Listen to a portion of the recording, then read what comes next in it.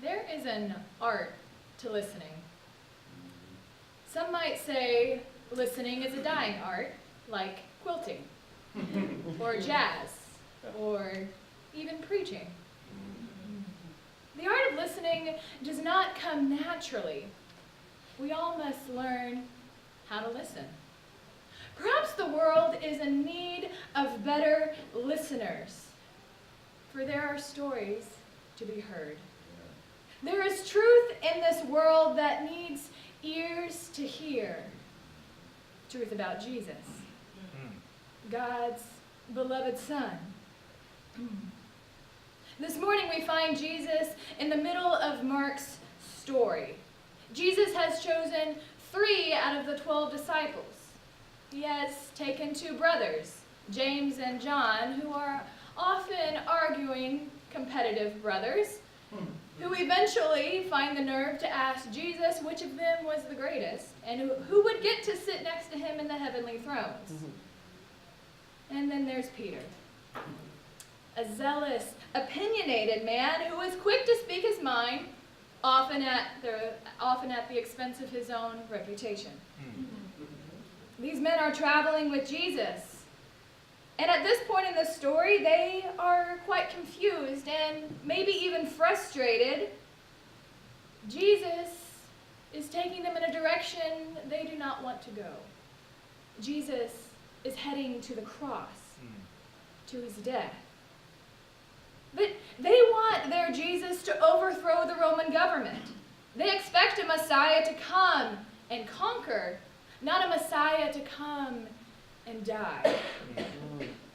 The disciples are struggling to hear, to comprehend this gospel reality of Jesus. So here we have Jesus and his 3 amigos on their way up to the high mountain.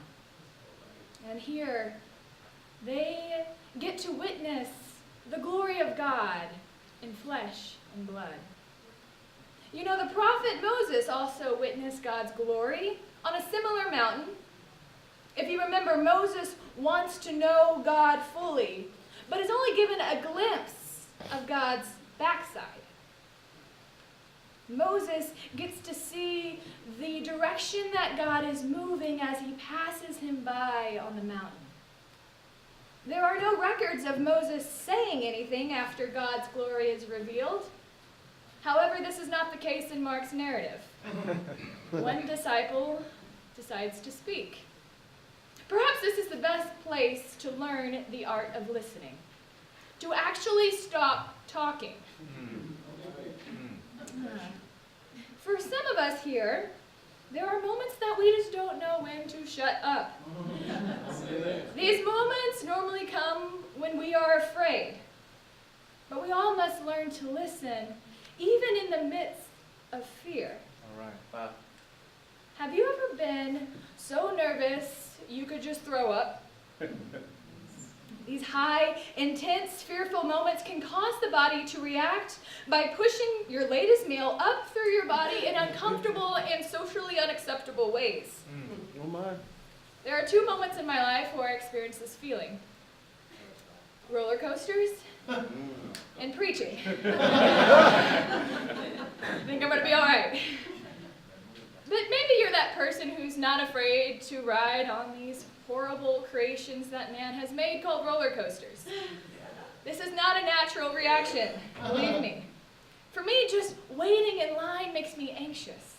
But it's not until I sit in the cart and the rail smacks me back in the gut that I begin to feel something stirring in my stomach. And then I start talking uncontrollably, jibber-jabbering away to the person next to me, often a stranger, who's very confused too. But in my opinion, word vomit is still better than actual vomit. I believe Peter would agree with me here. As he stands in fear and awe at this glistening, white-clothed Jesus. But then the word vomit comes out of Peter's mouth.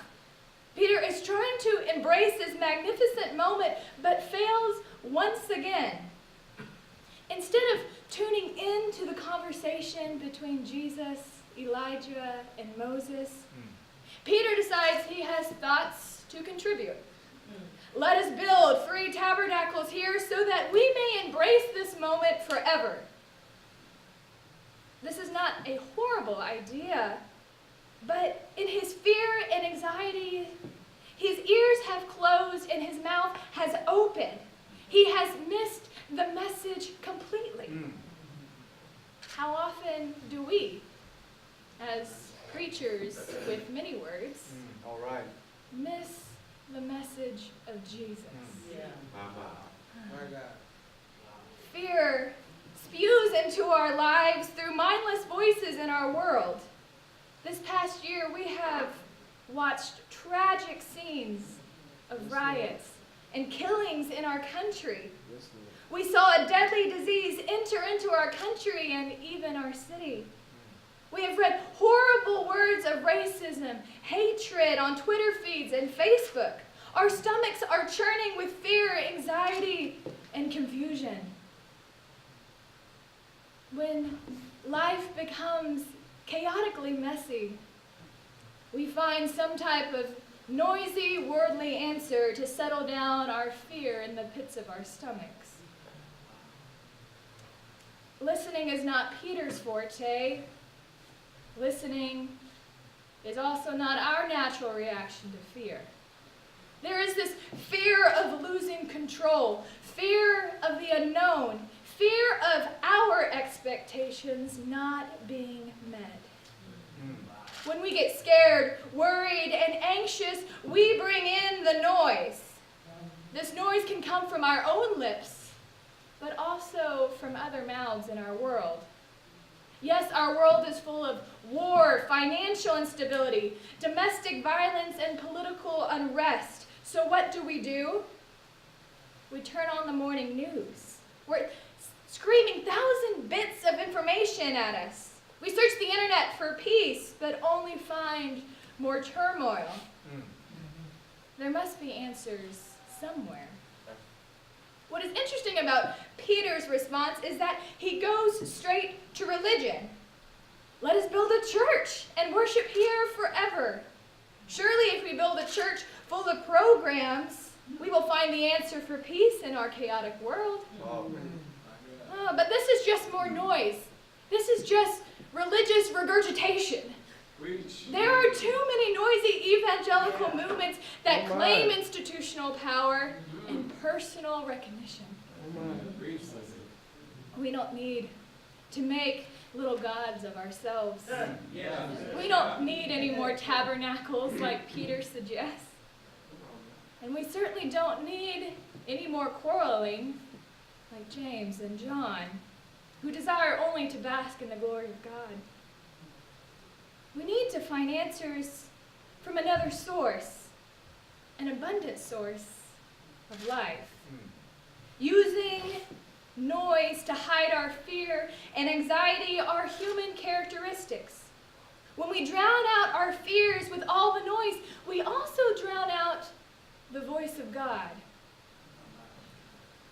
Have you ever listened to a soft voice in a noisy room? You have to almost close your eyes and tilt your head and tune your ears into the direction that the voice is speaking. I wonder if Peter's response in this moment would have been different if he just closed his eyes and listened to the conversation between Jesus.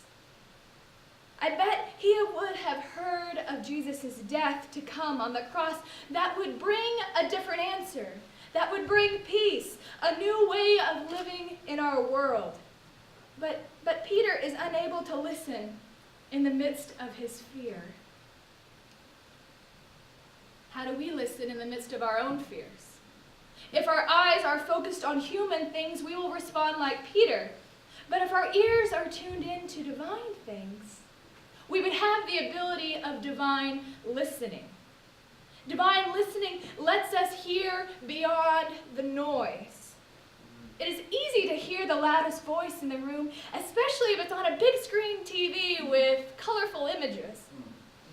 It's rather difficult to hear a small, quiet voice.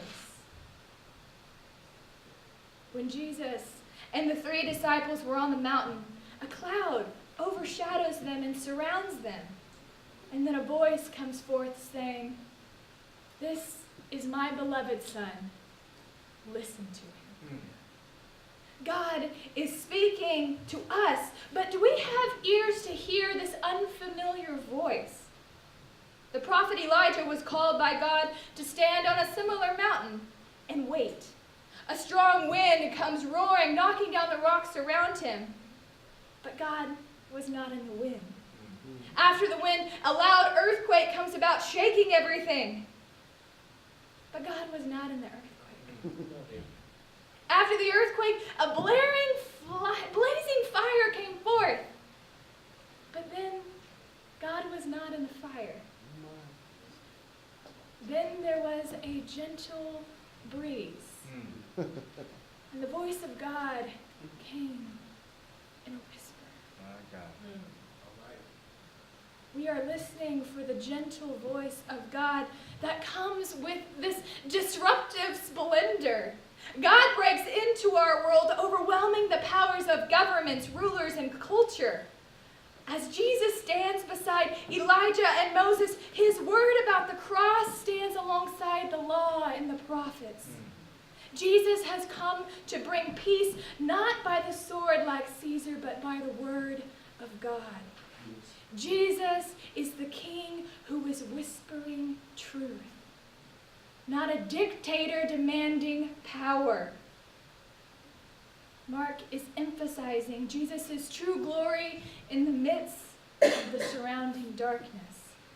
This transfiguration is a reflection of Jesus' glory, which will ultimately be revealed in his humiliation and death on the cross. This glory will break through his human flesh and wrap his being in divine glory. This is the story of Jesus that needs to be heard. But you see, listening is an art. The world is in need of better listeners, for there are stories to be heard. There is truth to be told. That truth is Jesus. Jesus as God's Son, the beloved.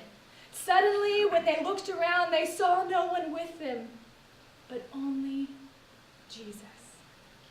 Jesus is the lens that we view the world through. Jesus is the interrupting voice in our ears, translating the chaos of our world. All we have to do is listen. Listen to the story. Listen to the truth. Listen to Jesus. Only Jesus. Amen.